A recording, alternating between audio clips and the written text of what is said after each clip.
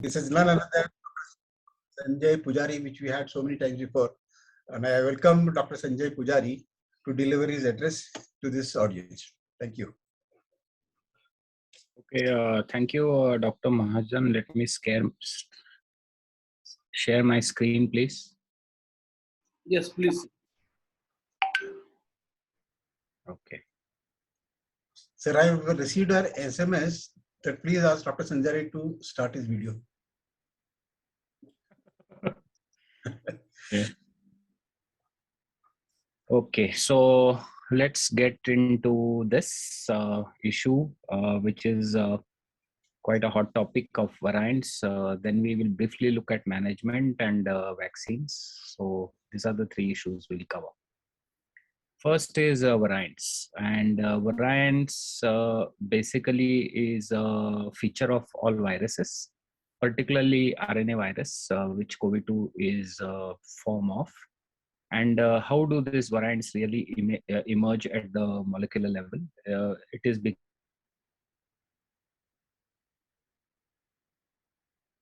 now these are happening in each replication. Every time it replicates, it produces many mutations. And as we all know, it's a highly replicating virus producing millions of copies. So there are a lot of mutations happening in the natural replication of the virus. Some of these mutations do not really offer an advantage. And sometimes these mutations offer an advantage, and we look at what are those advantages for the virus.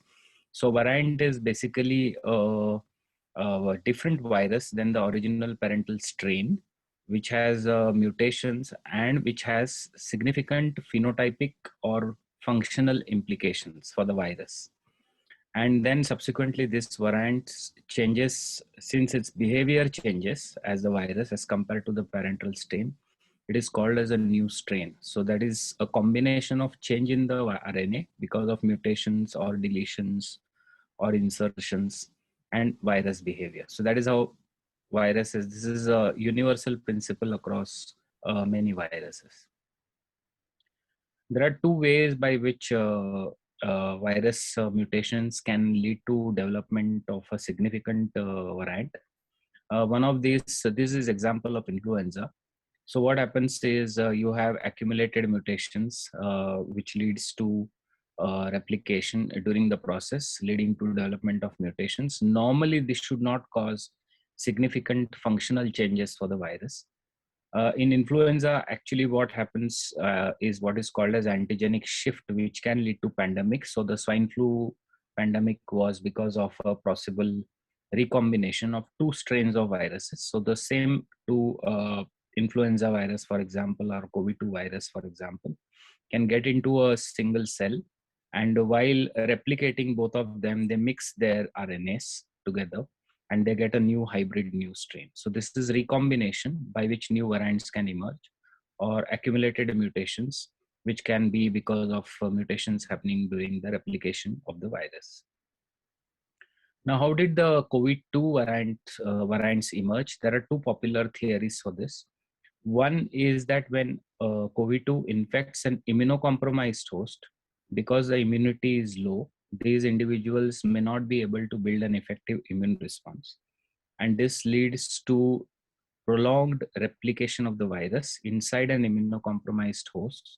And that can lead to change in the virus in terms of mutations accumulating, leading to generation of a new variant. So this is believed Omicron. One of the theories is in an advanced HIV infected patient got infected with the COVID-2 and had prolonged replication of the virus because of low immunity, leading to development of a new variant like Omicron.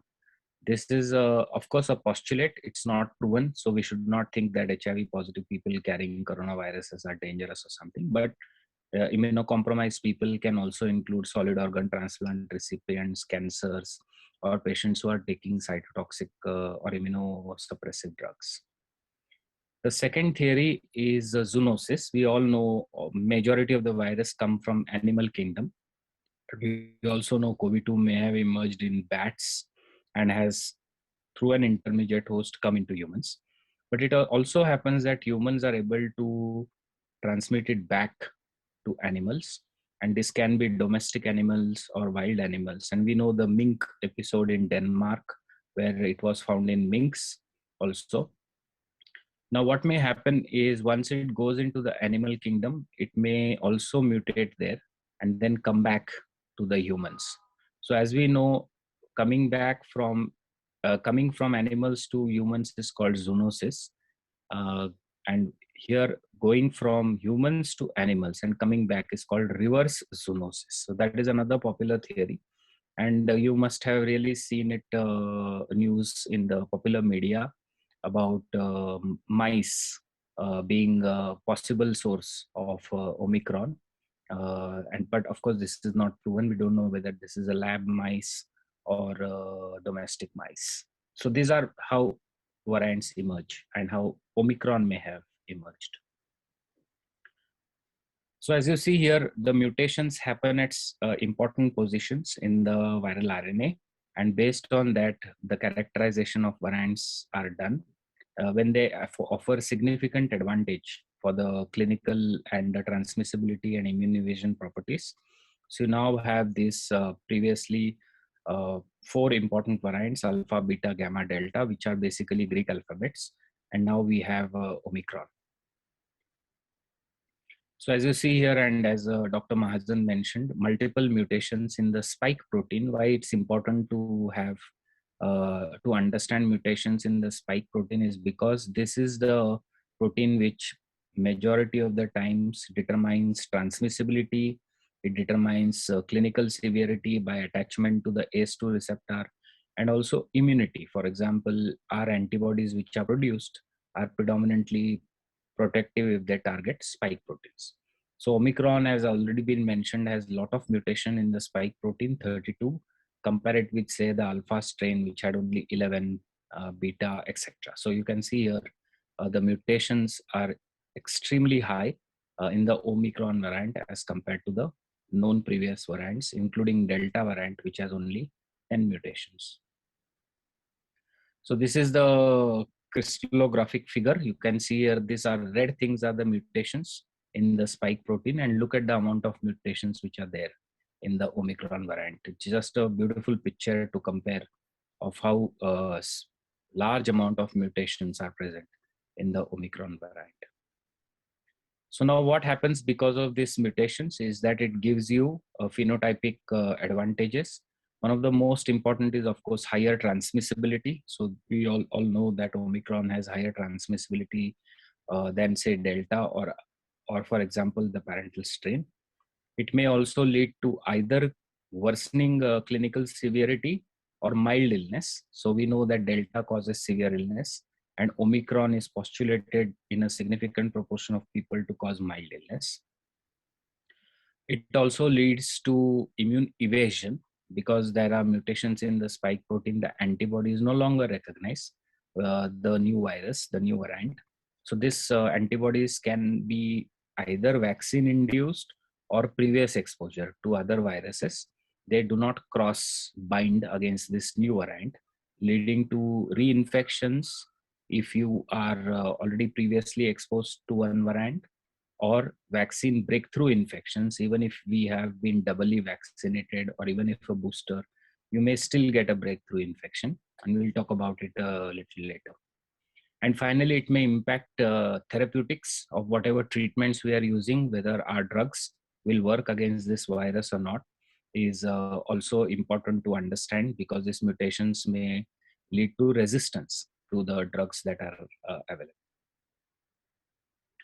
So these are the previous variants. We all know about Delta variant, which caused the second wave in India. We know that it had increased disease severity. So a lot of people got into ICUs and there was a lot of mortality associated with this. It also had immune evasion, both in terms of previous infections as well as vaccine-induced breakthrough infections. It was highly transmissible as compared to some of the other variants, and it was first described in India. Now let us come to Omicron. Now, Omicron was first basically detected in Botswana and South Africa, and then, as we know now, it is replacing rapidly Delta across the world. the indication that it is highly transmissible came from what we call as the RT or R naught. Many of you must have read it. That R naught is basically a number which tells you how many infections an individual can, who is infected, can transmit. So you can see here across countries, Germany, South Africa, United Kingdom, or USA. This is the RT for Delta, which ranges around 1 now, and to look at the RT for Omicron, it ranges between 3 to 5. So that essentially means that this is rapidly transmissible and highly transmissible and causing majority of the infections. And then when Dr. Mahajan mentioned about competition, when you have these kind of differences in the RT or the R naught, it is highly possible that one variant will overcome the other variant and outcompete its existence because of its efficiency in transmission. Now people are trying to understand why Omicron is highly transmissible. And this is a study which looks at vaccinated breakthrough infections with Delta and Omicron and looking at the viral load and also infectious virus. It was very interesting to see that we believed that Omicron has high viral loads in the nasopharyngeal tract, but there was no difference in the breakthrough infections between Delta and Omicron. So it doesn't look like the high viral loads is the cause. More likely is that its ability to evade the immune system. So once you're unable to control Omicron, it becomes replicating and it is basically transmitting. So that is the current theory, that it's more immune evasion than viral property, which is associated with higher transmissibility. The second aspect we saw is how does it impact clinical. So this is a study from South Africa, which shows you that across 3 waves, they had Beta, Delta, and Omicron. Number of SARS-CoV-2 cases in the Omicron are much, much higher than Delta and Beta. But when you go to look at how many of them had severe illness, so this is how many of them got admitted, how many needed oxygen, how many had severe illness, and how many died. You see percentage-wise, it is lower than the previous variants. So Delta, as you can see, is highly clinically severe, causing severe illness and high mortality. It is less in Omicron variant. But I would like to go back to this picture here. So this is the absolute number of lakhs of people, and this is a few thousands. And when you go here, you translate that percentages to actual numbers, it would still be very high. And that is a reason and concern that we have about Omicron, is that the huge amount of people getting infected, even if a small proportion of them get into hospitals, the absolute numbers needing hospitalization will be very high. And that can lead to overwhelming our healthcare system. So we need to be worried about Omicron. We should not consider it to be a disease which will go off on its own. Why lower clinical severity? So it is very clear now that Omicron basically doesn't infect deep lung tissues efficiently as compared to Delta. And this is in vitro study. Very beautifully, you can see here, cell killing happens more commonly with Delta in this culture dish as compared to Omicron, very few in the vero cells, which basically are used to grow the virus. So it looks like it is not cytopathic in the deeper lung tissues. Most of its replication happens in the upper respiratory tract, including up to the bronchus, but deeper down, it basically is unable. And there are various molecular mechanisms also explained. We will not go into the details of that. But what we need to understand it, and that's how it translates clinically into a upper respiratory tract infection more commonly than a lower respiratory tract. But of course, it can cause severe disease in unvaccinated people or partially vaccinated people. The reason is even this low amount of cytopathicity in an immune negative or a person who doesn't have immunity can cause severe disease with Omicron. So these are 5 studies now across various parts of the world, which shows very clearly that decrease in lung cell infectivity in the lab is happening with the Omicron variant, whether you have used a mouse model or a hamster model or have in vitro lab studies. So very clearly, it looks like it doesn't infect the lung as much as the upper respiratory tract. How does then, it means you will see mild cases predominantly in the Omicron wave. And how do you really differentiate between, say, Omicron versus Delta with mild symptoms? And this is UK data, which looks at what is the predominant symptom in Omicron as compared to Delta, and looks like sore throat is very, very common. And then a small proportion of patients may have fever, cough, and even diarrhea. So GI symptoms are more common in Omicron as compared to Delta. And this may be because of GI infection and fomite transmission, because people have just forgotten about hand hygiene and things like that. So this can go into your GI tract. And then other things are also commonly seen, like rash, nausea, vomiting, fatigue, etc. What is not seen very commonly in Omicron is loss of smell or taste. So this is also interesting that in this variant, the tropism of the virus for the olfactory tract may not be very good to cause loss of smell or taste, which was, as we remember, very common in the Delta variant. So in clinical practice now, of course, most is Omicron, but if loss of smell or taste is not there, it's highly likely that we are seeing an Omicron variant than the previous Delta variant. Now we talk about immune evasion. Immune evasion means your immunity is unable to control Omicron infection. And here you can see data from South Africa, which suggests these are the three waves. This was by Beta, this was Delta, and this is Omicron.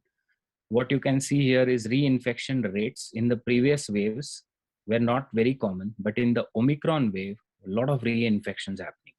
That means people who have had a past COVID can get a second episode of COVID. And I'm sure all of you must be seeing in your practice, a lot of people coming with second episodes of COVID, mostly are mild. So what it means is that immunity from previous infection is unable to protect people from an Omicron infection. So that builds on the theory of immune evasion of Omicron.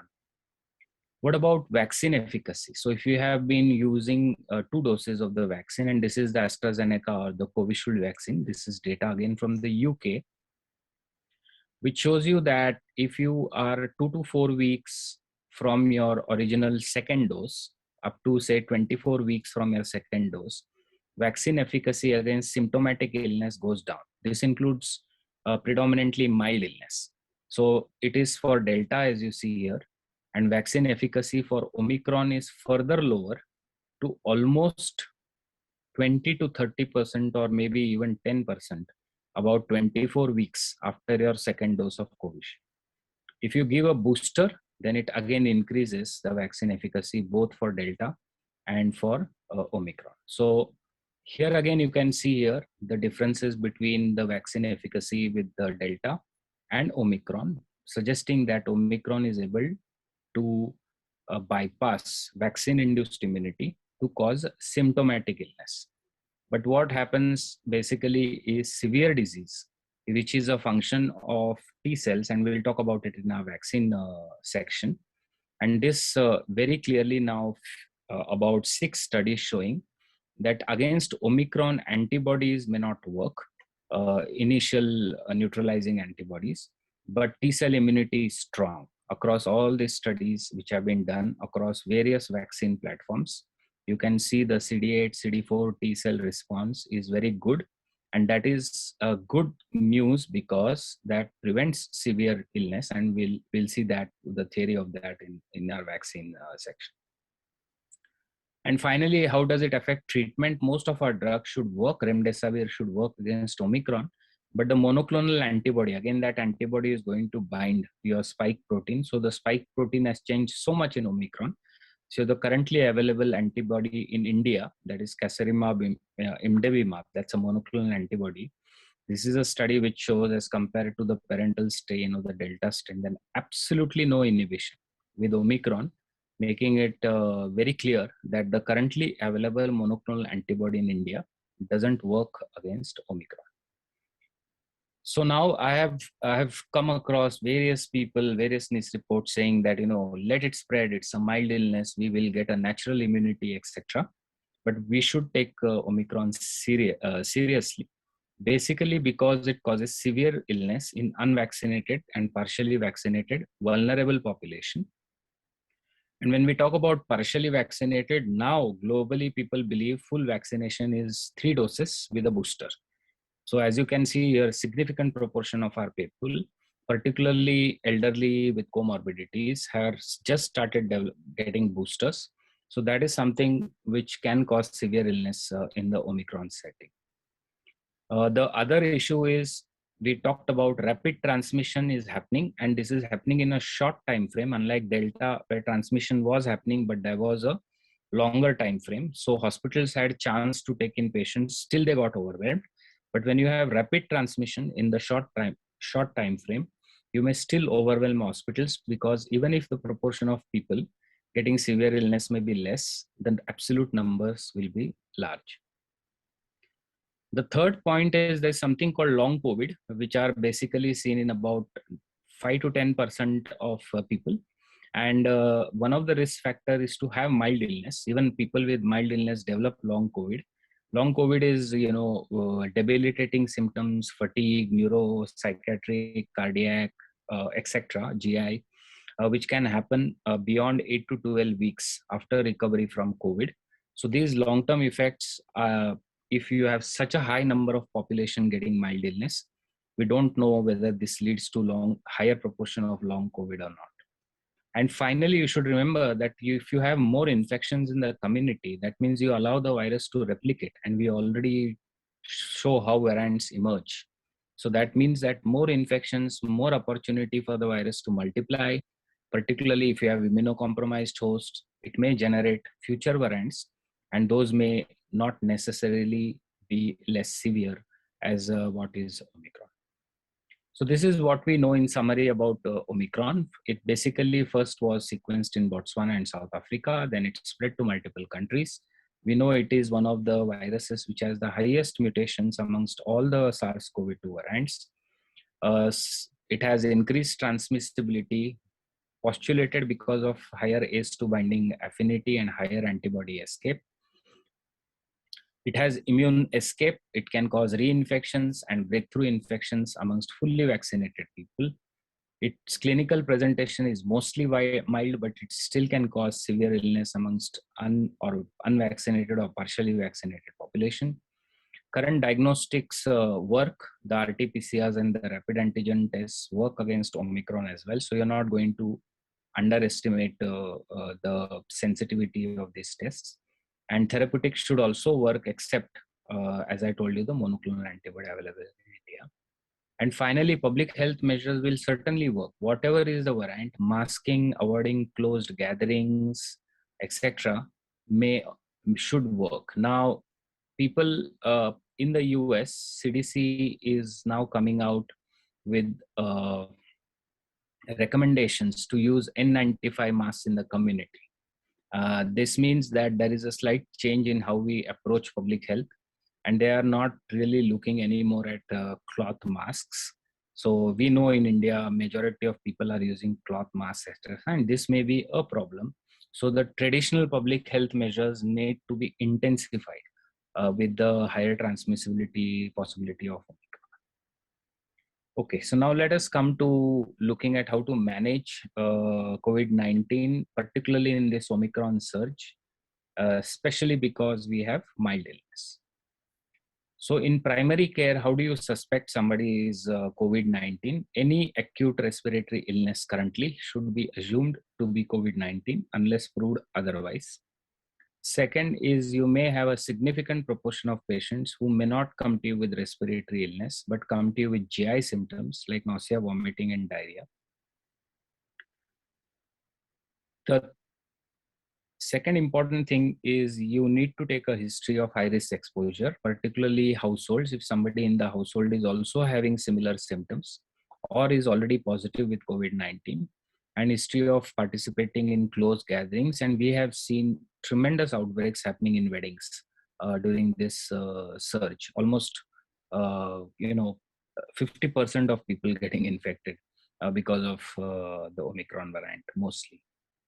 And from the management part of view, you need to take a COVID-19 vaccination history. When was the last dose received, etc. And we'll see the importance of that later.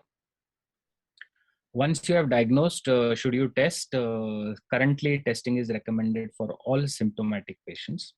This is the algorithm from ICMR, and this tells you about doing initially a home test or a rapid antigen test in the presence of symptoms. If it is positive, you should consider the patient to be infected. If it is negative and the patient has symptoms, you need to retest by PCR. So screening by rapid antigen test, and if the patient is negative, again confirming the infection with RT-PCR. So this is the current algorithm of how to diagnose COVID-19 in primary care. Now we need to treat mild illness. So the most important goals of treating mild illness is we want our patients not to progress. So we don't want our patients to go into hospitals or die because of COVID-19 or need for oxygen. So that is our first goal. The second goal is if they have symptoms, you need to reduce the duration of symptoms. But there is preliminary data to suggest that in Omicron, the incubation period is short.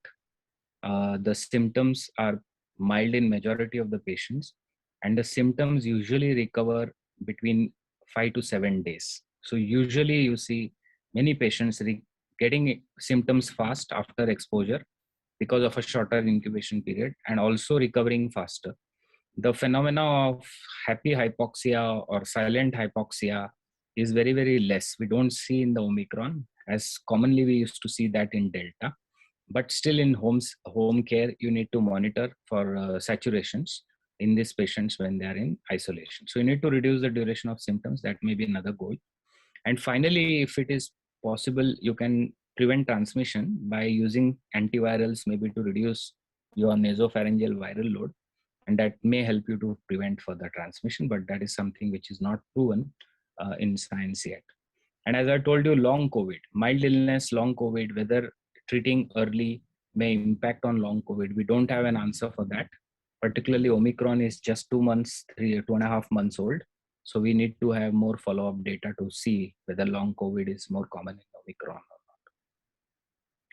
Now I'm going to briefly present you some data on some of the antivirals, but when you interpret the data, you have to remember that all of these studies have been carried in unvaccinated population, and full vaccination we know has the most powerful impact on severe illness and mortality, and it is not antivirals or some of the other drugs. So vaccination is very, very critical. So any intervention which will happen in the context of full vaccination will have less effect as compared to unvaccinated population. And the second is, we also know that Omicron causes less hospitalizations by itself and mortality. So that means there is further reduction in the treatment effect, which was most of the studies done during pre-Delta or Delta era. Now we talk about risk factors for progression. What are these? These are mild illness patients who have a higher risk of progression to severe disease. Why is it important? Because all interventions are based on risk factors for progression. If the patient doesn't have risk factors for progression, none of the interventions are currently recommended, and only supportive care is recommended. So age more than 65 or 60 can be considered a risk factor. But then there are a host of comorbidities like cancer, diabetes, CKD, heart conditions, obesity, pregnancy also. And this is the latest that has been included in India, that is active tuberculosis is also a risk factor for COVID-19 progression. Now let us come to this highly controversial drug Molnupiravir. And this is only one trial which demonstrates use of Molnupiravir in mild illness patients with risk factor for progression. And when they did an interim analysis with half of their population, they saw a 50% reduction in hospitalization or death. And when they had an all patient population, about 1400 patients, they saw surprisingly a decline in the efficacy from 50% to 30%. What I would like you to also show is this graph where it looks at percentages of patients needing hospitalizations. For example, in the placebo group, it was 9.7% versus 6.8% in the molnupiravir arm, and also mortality and COVID-19 related hospitalization and death. If you look at these figures, which is coming from a journal, you don't see the p-values in this. Normally, you would see the p-values and test for statistical significance. So what we did was we put it in statistical software and tried to, for the all primary composite endpoint for the all patient population, calculate the p-value, and it was not significant. So it is something which is not published in the journal. It's not mentioned in the journal. You can even see this here, that here the p-value is mentioned for interim population. In the final population, it's not mentioned at all. So that is something which is very intriguing for this study, and that is the reason why, at least at the national level, we are not recommending molnupiravir. And also the number needed to treat. That means how many people you need to treat to prevent one hospitalization. So you need to treat 34 people to prevent an additional one hospitalization. So that's a very high number needed to treat. And that's something which cannot be factored in a public health program, considering the cost of the drug. The other concern was embryo fetal development toxicity, and very clearly now we know that it cannot be used in pregnancy. These are in vivo animal studies, which Merck presented at the US FDA meeting. And they showed fetal teratogenicity and lethality, fetal body weight reduction, etc. And also important bone problems, bone and cartilage problems. So that means you cannot use it in pregnancy, and you cannot use it in children less than 18 years because of impact on bone and cartilage. The other issue is its genotoxicity, since it causes mutations in the virus. How does it work? It basically goes and causes mutations in the viral RNA that leads to stopping of replication. So there is a concern that if it goes inside the body, it may go into the human DNA also, and it can cause mutations in the DNA. So this is called genotoxicity. It's potential, and the data presented at the US FDA meeting did not really suggest that it is causing a significant problem, particularly when you are using a short duration of molnupiravir. And finally, it's causing viral mutations. That means whether it will lead to new viral variants. So they also presented data there to show that no, that's not very significant. But then theoretically, if it's an immunocompromised patient, as we talked before, and the patient is not clearing the virus is allowed to replicate. So there is a potential of supercharging new viral variants. This is actually data from MERS CoV, which shows a significantly number of mutations which happened in the MERS gene when molnupiravir was used in the in vitro situation. So these are some of the potential concerns about molnupiravir.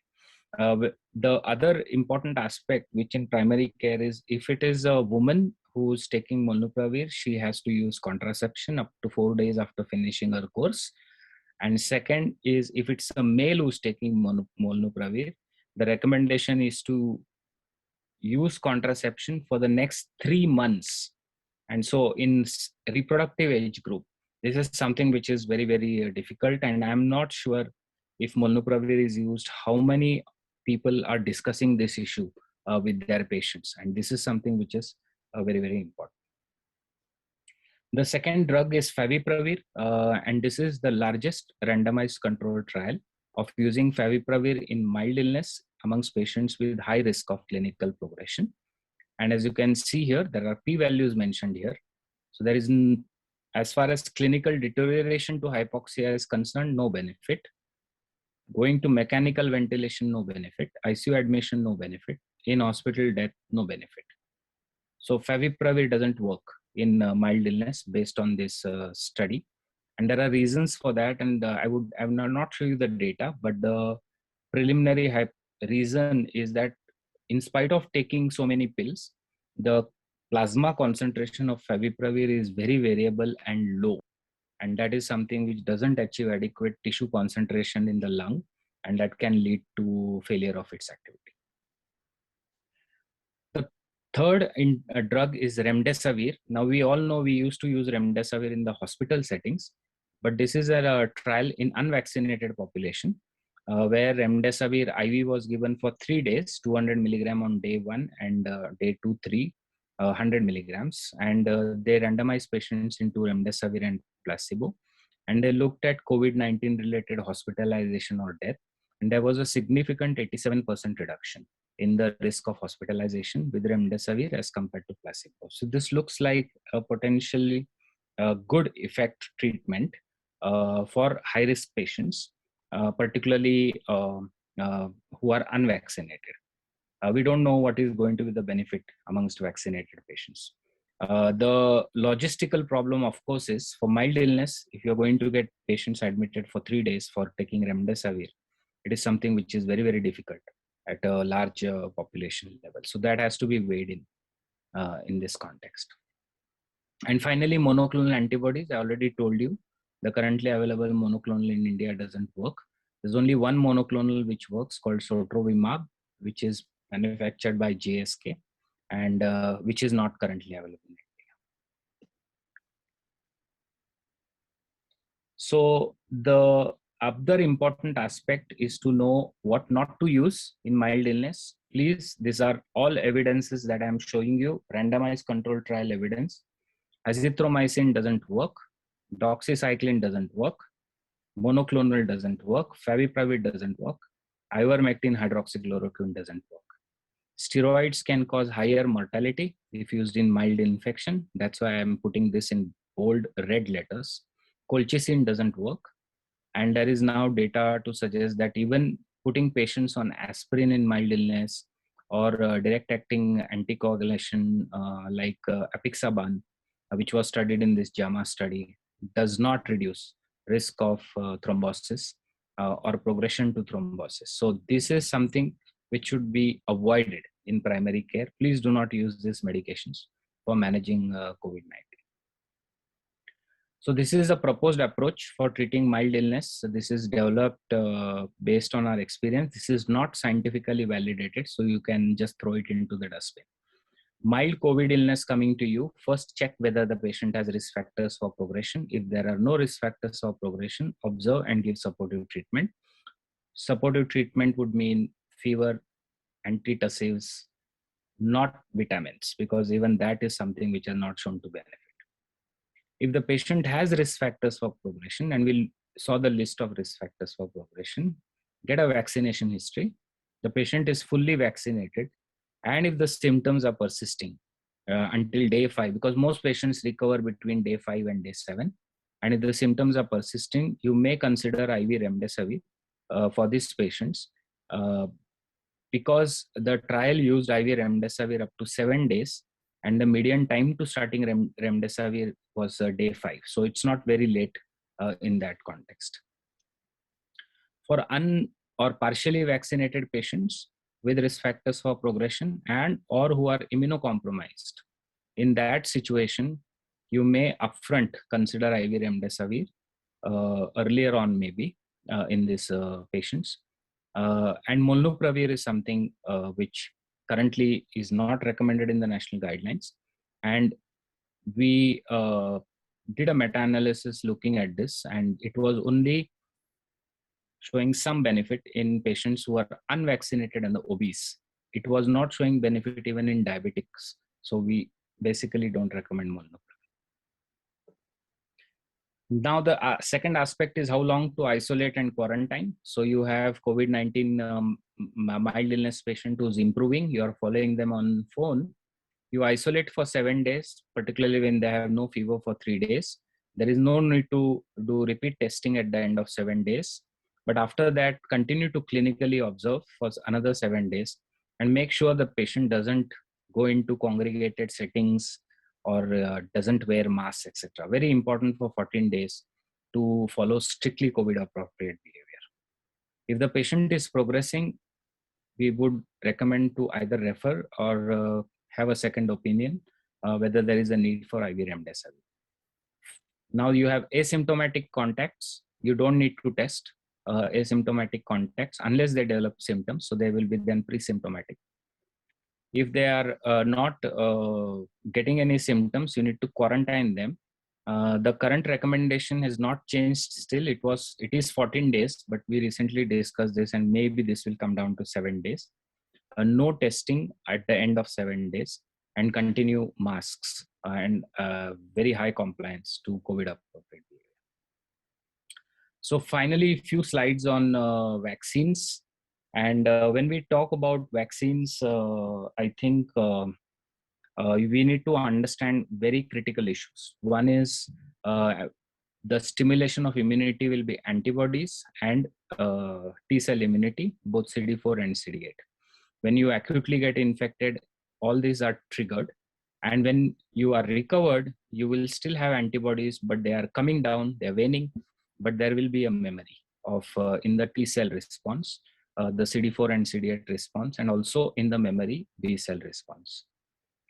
So when you talk about the COVID-2 infections, you will have detectable infection, you will have hospitalization deaths. Which component of the immunity works? So for preventing infection, antibodies are major components. The component of CD4 and CD8 cells do not matter as much. But for protection against hospitalizations, you need all of those components, but predominantly the T-cell immunity, which will prevent people from getting hospitalized and death. But people can get infection, but they will not progress if they have a good T-cell immunity. So this is a graph which shows you what happens if you are vaccinated recently. In unvaccinated, we already know 20% of patients need hospitalization and few patients will die. When you are vaccinated, look at this proportion, it comes dramatically down. So come infections. There will be no infections because your antibodies are still very recent. So they will still be there in the plasma and they will protect you against infection.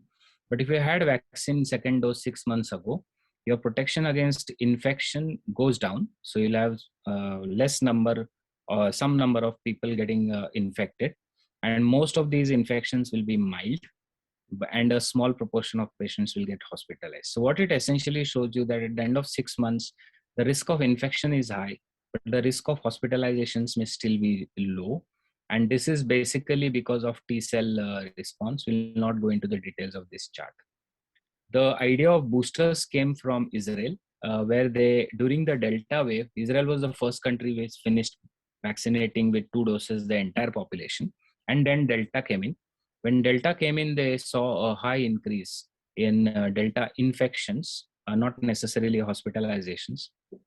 And also the severe cases increased.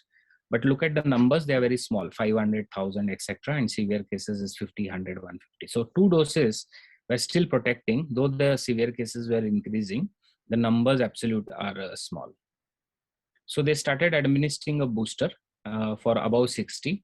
And what really happened was a decline in New Delhi cases in the booster group above 60. And in the below 60 group, the infections continue to rise. So this is a very strong figure to show you that boosters work in terms of preventing acute infection, because it again stimulates antibodies so you don't get infected, and severe illness also.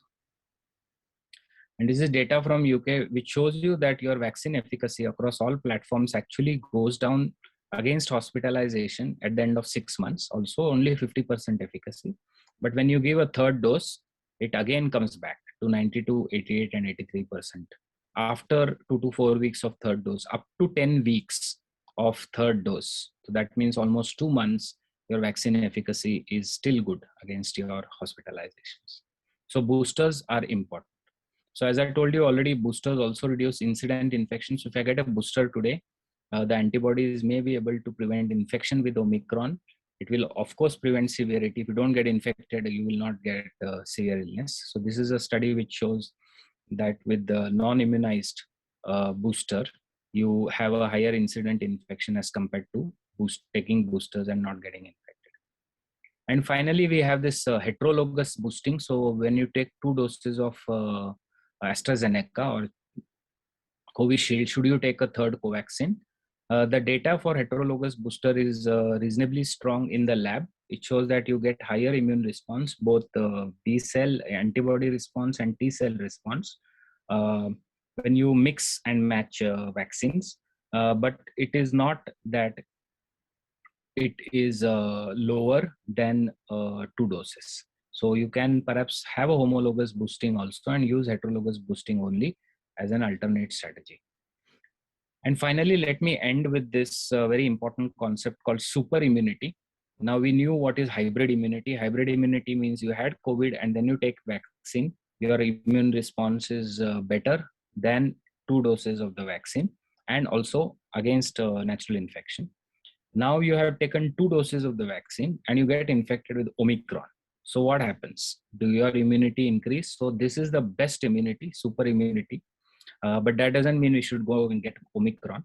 But what it shows you is that the antibody response after a breakthrough is higher as compared to 3 doses of the vaccine booster. And this is predominantly mediated by IgA. That means these antibodies are secretory, present in your nasal mucosa. That means when you have got a virus through your nasal mucosa, you tend to build an mucosal immunity. And that is the reason why this is a strong hypothesis to use nasal vaccines in future, because that will basically prevent infections by building up a nasal immunity.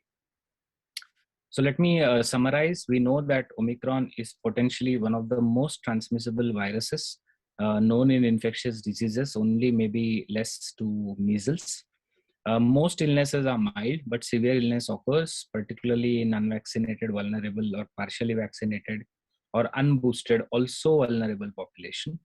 Use of molnupiravir is controversial, so we do not really recommend it.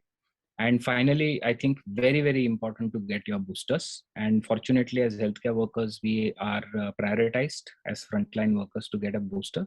So get boosted. It is very important to prevent incident infections as well as preventing severe disease. So thank you, and I'll be happy to take questions. Okay, thank you so much, sir. So the first question is, what are the atypical presentation of Omicron seen up till now? Let me stop sharing. Okay.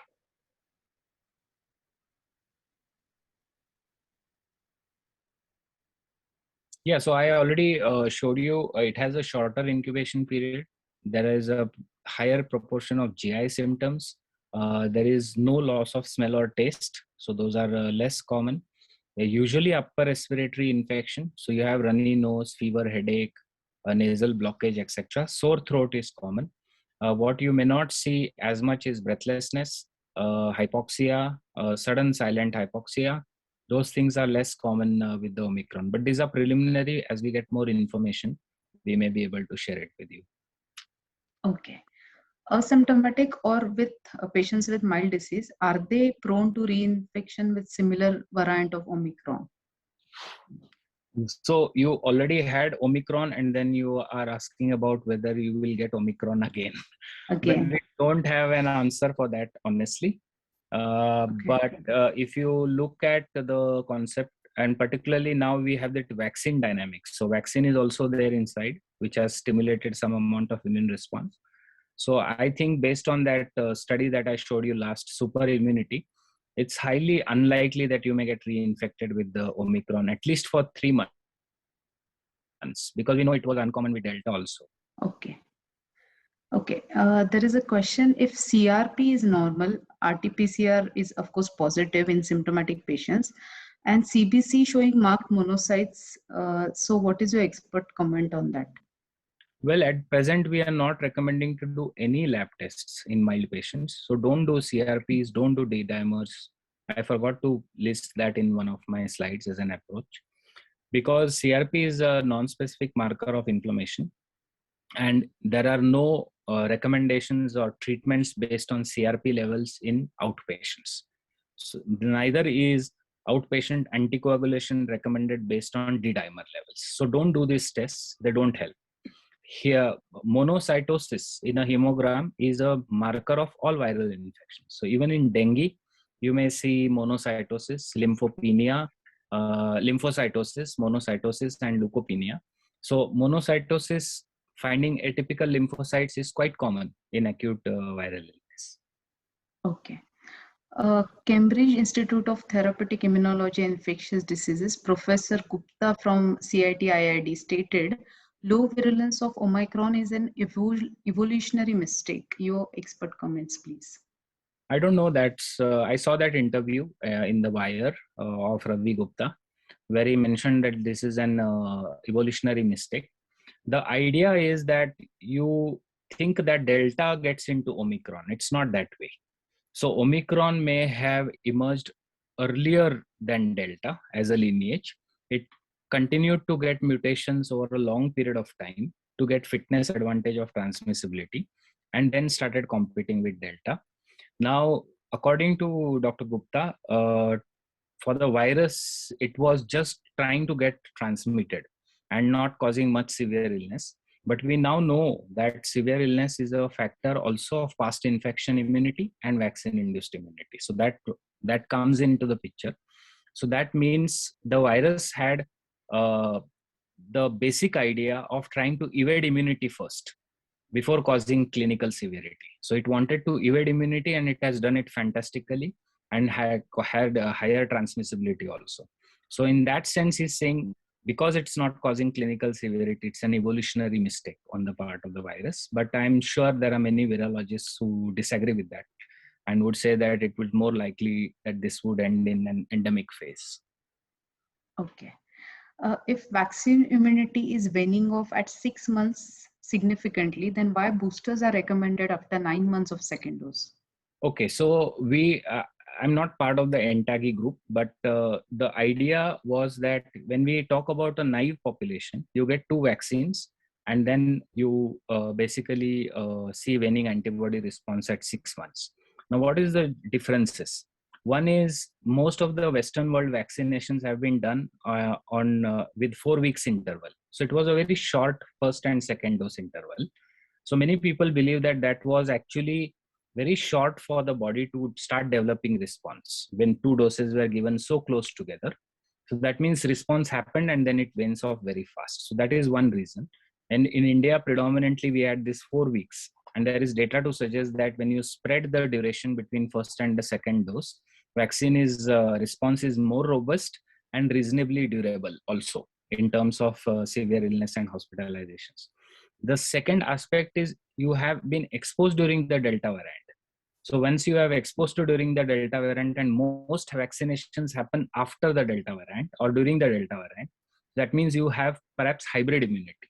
So in natural infection followed, because seroprevalence studies showed that 70% of people are already exposed to the virus.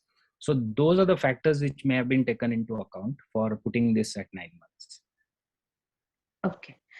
Is ability to transmit reduced in fully vaccinated people, or fully vaccinated people are less infective than non or partially vaccinated? Okay, so we don't have very strong data for that, but there are some preliminary data to suggest that shedding of the virus gets shortened in fully vaccinated people. That means you are less infectious in fully vaccinated situation. You may get early recovery and early stopping of shedding.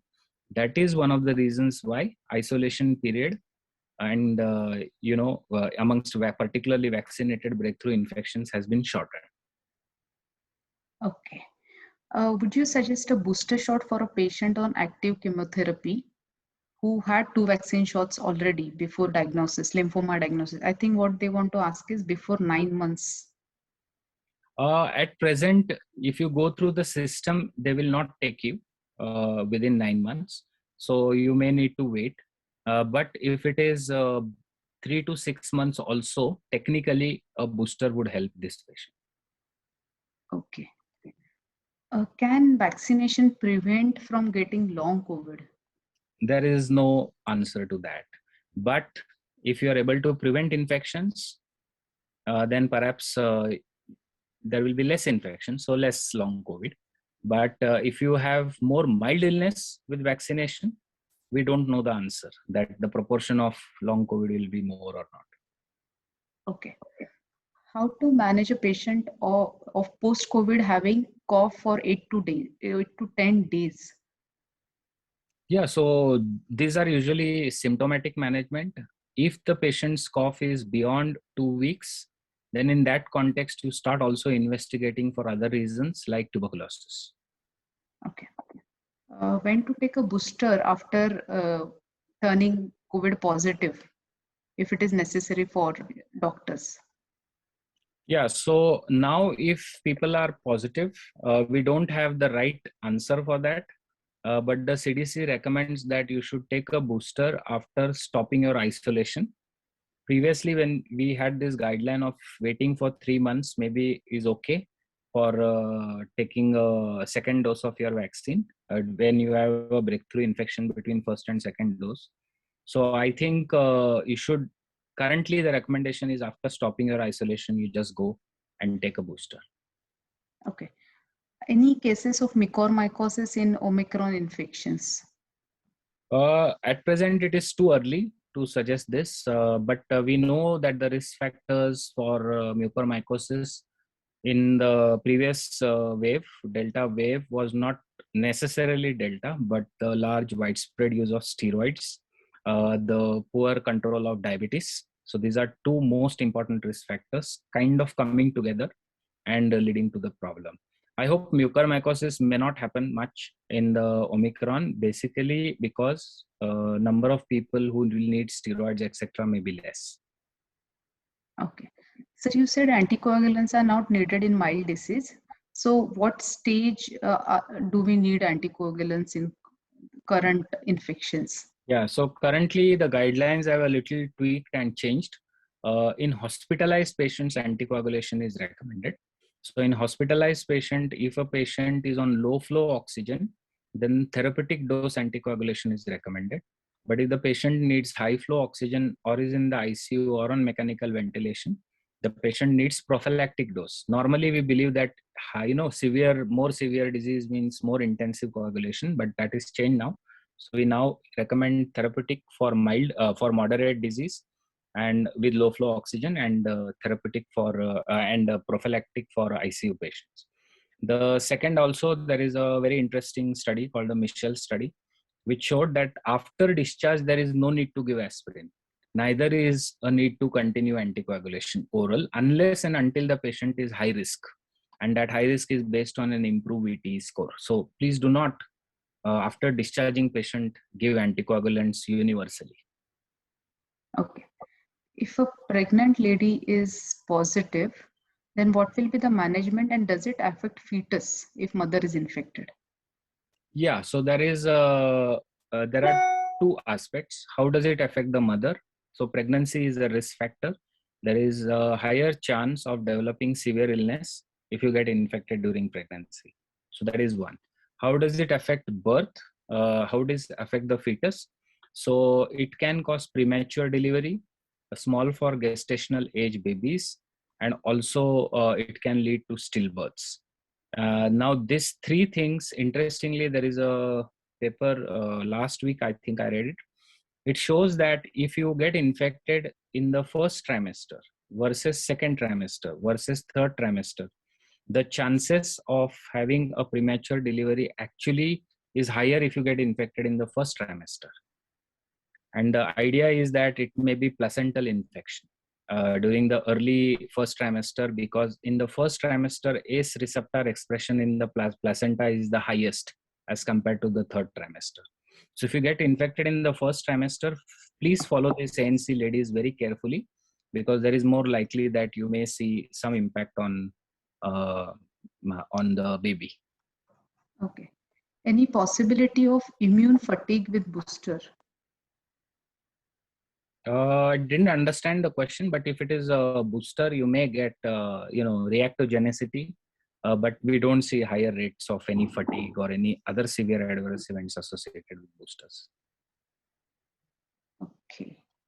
What is the incubation period? Period, Omicron. For Omicron, I don't think we have yet calculated it, but it looks like it is shorter. For the Delta variant, median was around 5 days. For Omicron, they are thinking about 2 to 3 days. Okay. If mother is positive and baby is negative and lactating mother, what will be the treatment guidelines? So mother is positive with COVID-19 and she is lactating.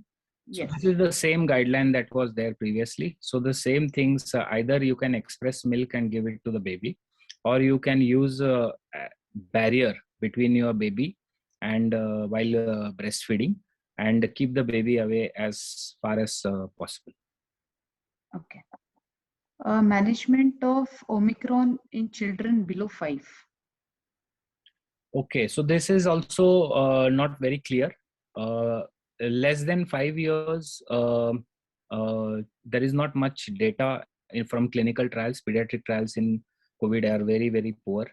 But in less than 5 years, most kids usually have mild illness and usually will recover on their own. Remdesivir is not recommended in India for pediatric age group. I just saw the pediatric guidelines last week, which was presented. They are not recommending any antivirals for pediatrics. Though in the Western world, remdesivir can be given milligram per kilogram dose in age less than 5 years. In that context, maybe we can use it when it is indicated in hospitalized kids. Okay. Can pregnant women take booster doses of vaccines? Yes, they can take it, but they are currently not in the priority population. But if they are a healthcare worker and a pregnant lady, yes, they should take. Okay. I think CDC is recommending taking boosters after symptoms have resolved. How long to wait for Omicron? So I said Yeah, the you same. answered, yes. CDC says actually that you can perhaps take it after stopping your isolation, and the data for staggering the dose after recovering from Omicron, that data is still not available. Okay. Can you throw some light on vaccinations in teenagers, like 15 to 18 years of age group? Which one is better? Now only Covaxin is allowed. Yeah, so the data is available for Covaxin, and trials have been conducted also in this age group.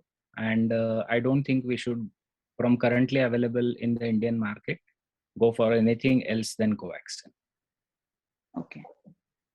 Role of Budecort inhalation in moderate disease versus oral steroids for moderate disease, that means patient is hospitalized on oxygen. There is no question about any inhalational steroids. There you need to give systemic steroids, either IV or oral. For mild illness, there is this study which had showed that inhalational budesonide may reduce the duration of symptoms and may have a signal, though it was not statistically significant, in preventing hospitalizations. But again, this is unvaccinated population, so we don't know whether it applies to vaccinated breakthrough infections. But it is currently recommended in the national guidelines for mild illness. Okay, sir. If an individual has taken 2 doses of Pfizer vaccine abroad, can he take other brand in India? And if Pfizer is available in India?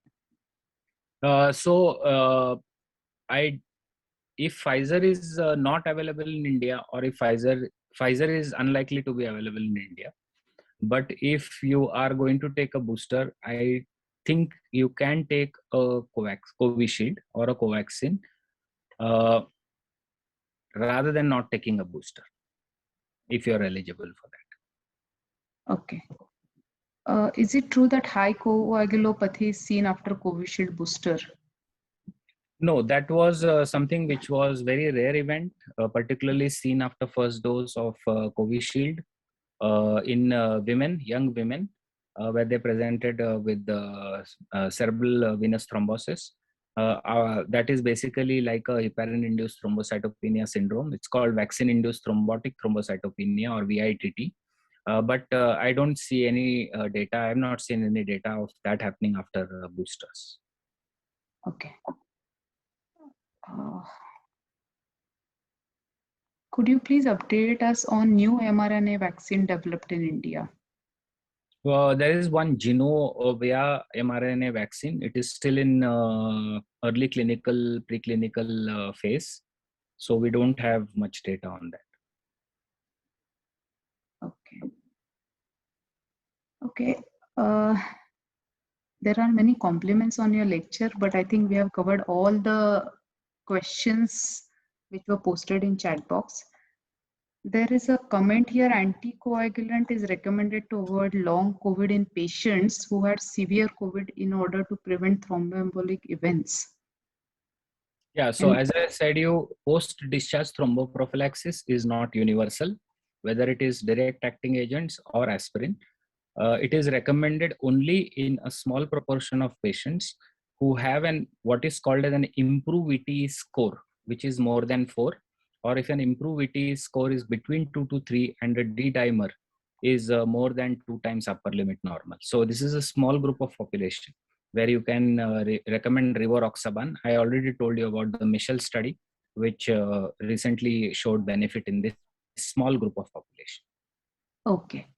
Dr. Manasi is asking, 2 of my patients were positive in both first and second wave, taken 2 jabs, and last week they tested positive. Your comments, please. Do you have any data of such immune escape? Well, when we talk about such anecdotal cases, you may see once in a while these things happen, but universally we don't see it in a large population. There may be problems inherent with the immune response in these people, and that may lead to, but I'm sure these person may not have had severe illness. Okay. Management of Omicron in IHD patients. In old IHD, current IHD, or what? That's not mentioned, sir.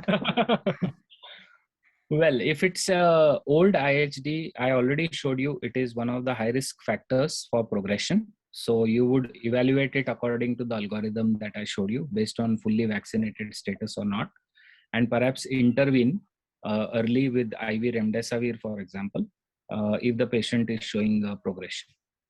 Okay. Can one take booster of Covaxin after 2 doses of Covishield? At present, it is not recommended because homologous boosters is our national government policy, but there is no contraindication for that. Actually, there is a study from NIV looking at primary 2 series heterologous vaccine.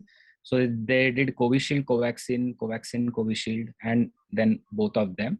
And they showed that heterologous primary series was a better immunogenic, but it was small number of patients.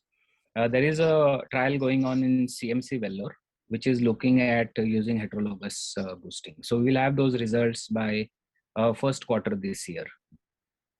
Okay. Dr. Vaishali wants to ask, my mother underwent mastectomy after CA breast recently. Should she go for booster dose? If yes, when? We don't know when she underwent mastectomy though. Yeah, so essentially, if she is active cancer, then that is a risk factor. So you should go for booster. That is a vulnerable population. So if she is eligible, she should go for booster. Okay. If ecosprin is recommended post-vaccine, there is no need to use ecosprin post-vaccine. okay. Okay. Fine, sir. We are done with the questions.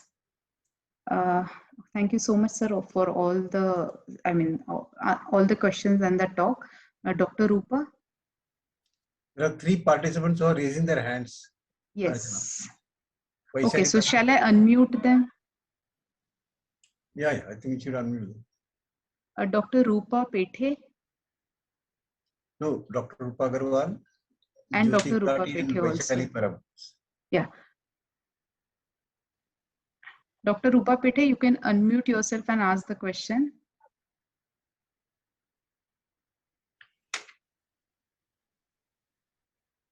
Vaishali Parab and Jyoti Gulati also. I can't see Dr. Vaishali Parab.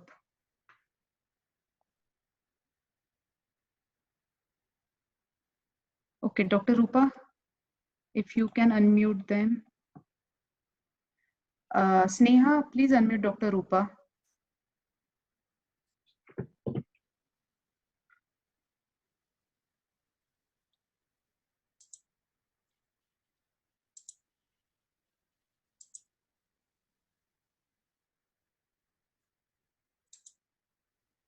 Dr. Vaishali, you can go ahead. You can unmute yourself and ask your question. Dr. Vaishali Parab. Good evening. Am I audible? Yes, you are. Please go ahead. Thank you, Dr. Sanjay. As usual, the lecture was very enlightening. I have a question. These kids went abroad in the month of September. So most of them had their vaccines, Covishield 2 doses in the month of May and June. And unfortunately, quite a few population who's in US, these students who've gone have turned out Omicron. I mean, though this gene sequencing and nothing has been done, but they're all supposedly Omicron positive. Now, as you mentioned, the CDC, and of course, we also got an update that the CDC is asking them to take the booster doses as soon as the symptoms are resolved. And you also mentioned that the Omicron will give them a very robust immunity for another 3 months. So would it be prudent for them to take the dose of, because they had Covishield over here, can they take Pfizer, because that's the only dose available there for them, and Moderna, but at the university level, they're inoculating them with Pfizer. So would it be okay for them to take Pfizer as soon as the symptoms are resolved, or should they wait for 90 days? Thank you, sir. So there are two questions. One is, should you take a heterologous Pfizer? And second is, what is the duration after breakthrough infection? So breakthrough infection, the CDC is very clear. You should perhaps take it after stopping your isolation. You don't need to wait for 3 months. The second aspect is heterologous boosting with RNA. Now, there is a co-boost study which showed the highest immunogenicity, both on the basis of antibody response and also on the basis of T cell response, was with AstraZeneca 2 doses followed by mRNA.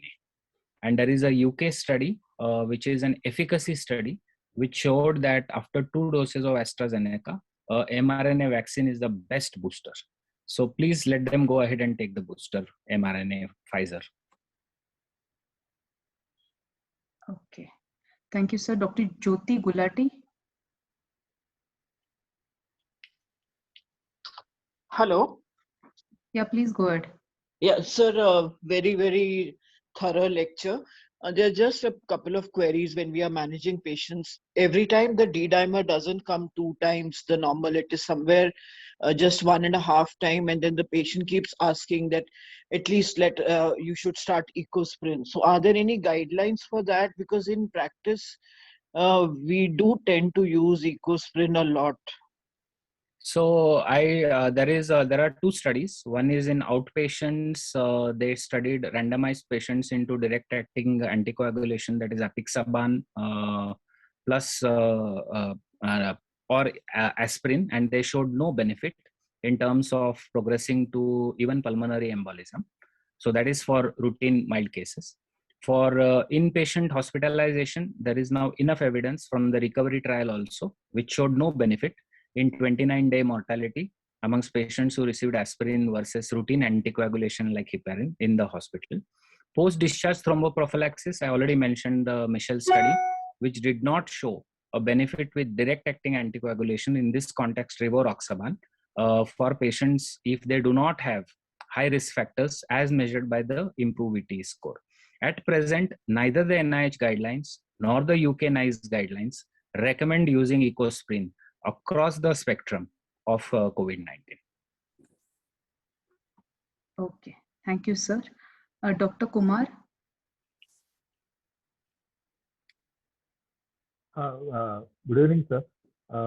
What I meant by immunity fatigue was that are we, by giving booster doses or by repeatedly stimulating the immunity, are we making it fatigue?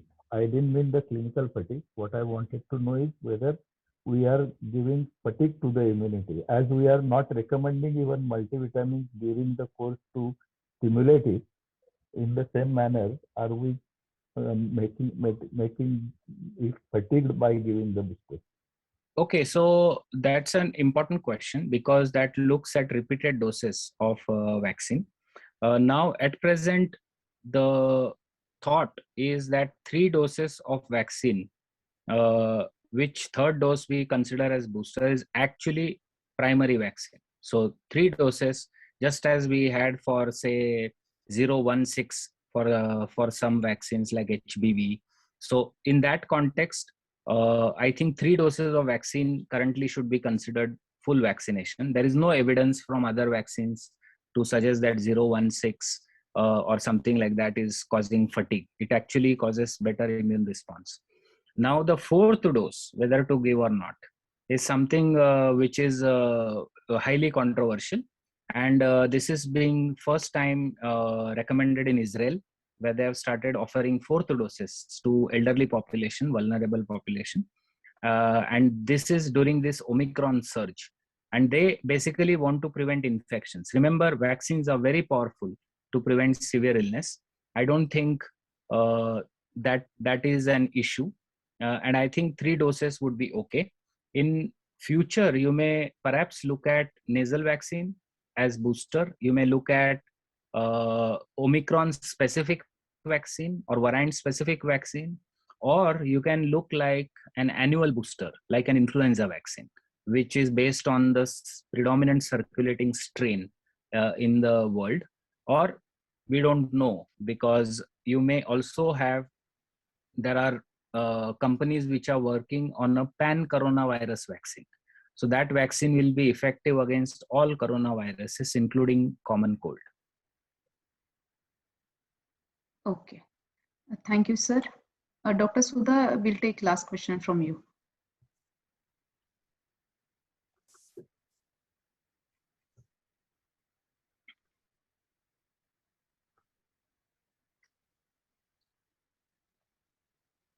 In the meantime, can I just answer a question from the chat of Dr. Gulati about prasugrel in a patient with IgD? What I meant is not that if patient is already on an antiplatelet for a different indication, you should stop it. You should continue those antiplatelets, whether it is double antiplatelet or single antiplatelet for primary or secondary prevention of cardiovascular disease. That should be continued. That should not be stopped. What I'm talking about is initiating new antiplatelet agent only for the COVID-19. In that context, if a patient develops an event during COVID-19, well, you follow those guidelines. The only problem is when a patient is on a double antiplatelet and is getting severe COVID, getting admitted, giving anticoagulation also can basically need to weigh the risk benefit of bleeding, because patient is on dual antiplatelet and you're also offering heparin or low molecular weight heparin. So that is a case-to-case scenario where you need to weigh the risk-benefit ratio. Okay. Thank you so much, sir. Dr. Rupa? Yes. Thanks, Archana. Good evening, friends. I've been given the task of summarizing Dr. Sanjay Pujari sir's lecture. I'll be honest, I was trying to list out points during the session to summarize, but then I realized that each and every point that sir was saying, and my notebook was almost like second, third page. And so I realized that there is no point in I mentioning the points that he's covered, because every line that he's speaking is kind of important for some or the other reason for the participant. So with still a few points from the as take-home message, mainly molnupiravir efficiency is not yet well proved. Pregnancy, there are highest chances in first trimester about the genetic anomalies or impact on the baby. 2 vaccines plus booster as recommended are definitely going to be very helpful. As I understood, sir said to avoid one hospitalization, we need to treat at least 34 cases of COVID infection properly. Sir, please correct me if I'm concluding it in a wrong meaning. Covaxin for adolescent vaccination as guided by under national guidelines, and many more answers which were tailor-made scientific answers to the question. So the final message that I can summarize is clinical symptomatic management should be done by general practitioners without using steroid. Whenever in doubt, take guidance, take second opinion of proper authority, and treat accordingly. No need to do adventurous kind of treatment. monetary benefit should definitely be kept as the last option while treating, because it has been a really difficult situation throughout the world, not for few but for everyone. And last but not the least, on behalf of Mukta Charitable Foundation, I would say having a session with Dr. Pujari is always a booster dose for our knowledge development. So thank you very much, Dr. Pujari sir. And we keep hoping that with each and every new information about how to deal with this pandemic is always given to us from you, and it has been a very big help to us. So thank you. And I thank all the participants for being a wonderful audience for today's session, White Coat for our technical partnership, and Archana for being the host for today's session. So can we conclude? Yes. So thank you all. Sneha, we can end the meeting.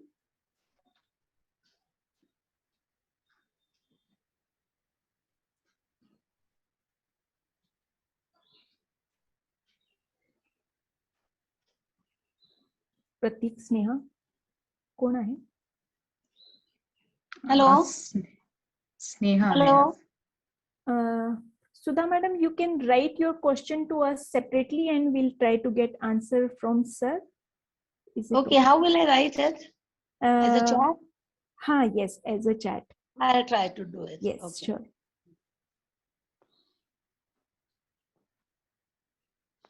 White coat team.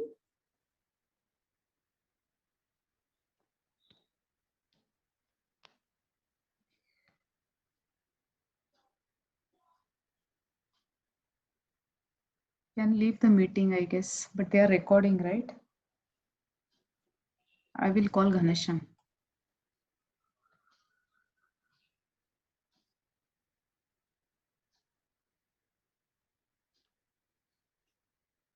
Sudha madam, you can write to any of us and we will try to get the answer for you. Okay. Yeah. Actually, I'm trying to, but I'm only getting the participants. I'm not able to connect with you. Somehow, and we were trying to, Dr. Archana was trying to call you 2-3 times. Then finally we had to conclude the session. Okay. I just wanted to ask if you can hear me. Yes. Dr. Pujari presented it very well. It was an excellent presentation. But I would have expected him to say something on Covovax and Corbevax, the new vaccines that are almost at the door, at the doorstep. We will ask sir to give this answer, and we'll definitely make sure to. You have Dr. Archana madam's number or Dr. Prakash Mahajan sir's number? I have Dr. Tarkunde's number with me. Yes, great. So through Dr. Tarkunde madam, we will try to send this answer to you. Yeah, because actually, I am involved in the clinical trials of some of these vaccines. Okay. And I indeed was involved in this one too, Covovax. So I'm interested in knowing about the status of Covovax. Right. Covovax. Yes. I have written it. And yes. I can understand that it is definitely very important for you to know Dr. Pujari's view on this. Exactly. So because it's a slightly different vaccine and it's almost gone through the initial phases of trials. Yeah, and about to be launched. Plus Covovax is from Serum Institute of India. Yes. And that's the one I would be interested in. Okay. Okay then. We will ask. Thank you. Yeah. Thank you so much, ma'am. Thanks. Is the meeting over now? Yes. Okay.